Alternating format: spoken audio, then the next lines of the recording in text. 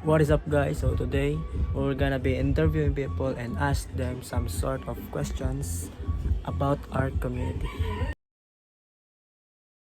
Without further ado, let's get started.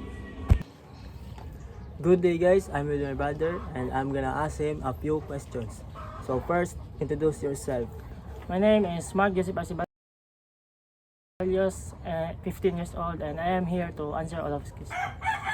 First question, describe or make 3 descriptions of your present community. Corruption, overpopulation, and poverty. That's all? Yes. So our second question is, describe or make 3 descriptions of your ideal community. I want it to be safety and has access to goods and services, and also have a quality education. So the third question, do we have a hope of making our present community into your ideal one?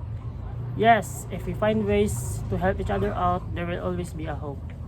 Okay, thank you, Mr. Ceballos. Good day, guys. So I'm here with my best friend since grade 8. So please introduce yourself, Mr. Good day, everyone. I am Sean Wilmar C. Morales, and I am currently studying in UCLA.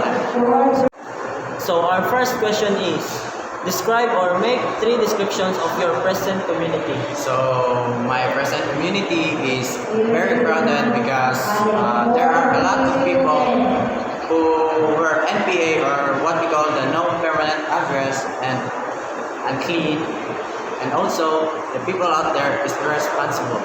So thank you for that answer, Mr. Morales. So let's move on to the second question, which is, describe or make 3 descriptions of your ideal community. As what I've said earlier, it is an opposite of my first answer, which is the crowded places, responsible people, and also very, very noisy. Yes. So what is the you said is the opposite? Yes, because I want my community, my ideal community is I want it clean, peaceful, and also the people out there is responsible.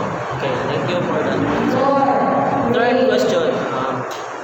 Do we have a hope of making your present community into the ideal one, or ay translate in Bisaya, aduna bay paglaom nga mahimong tinuod ang atong komunidad sama sa imong gihandom? Oo, kay pagkakaroon, nagbago naman ang atong mga opisyales sa ato ang mga lungsod. Karon makita na nako nga nagalihok na sila sa ilahang posisyon. O makita po nako nga matinuod gayud ang ako ang mga ibang storya nga ideal nako sa ako ang komunidad. Thank you for that, Thank you. Mr. Limar. See you guys. Good day, guys. I'm with random people, so please introduce yourself. Good afternoon, everyone. I am Francis Abigail, and I am his interviewer for the day. So, first question, describe or make 3 descriptions of your present community. The 3 description of my current community that I have observed is, first, there are a lot of trash. Second is there are a lot of drug user. And the last is we can experience a lot of flood when it have a heavy rains. So, second question is, describe or make 3 descriptions of your ideal community.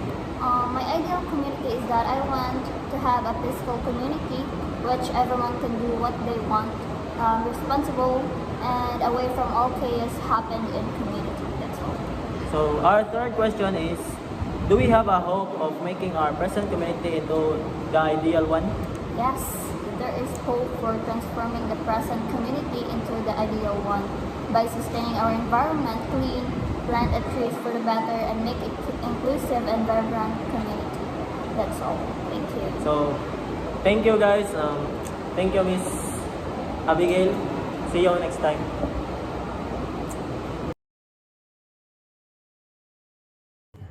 That is it, guys, but before I end up this video, let me share to you the 5 key points and insights that I've learned from the interview. First, there are different situations and issues that are happening in our community. Second, some of them answered poverty and some of them answered crime and others answered disaster that happened due to being irresponsible of their individuals that live in a community. So that's just show how their community differs. Third, they have different perspectives in wanting their ideal community would be.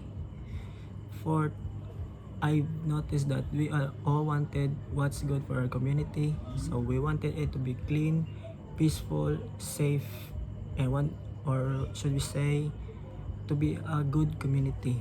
And fifth, just like what my brother said, there would be a hope if we could help each other.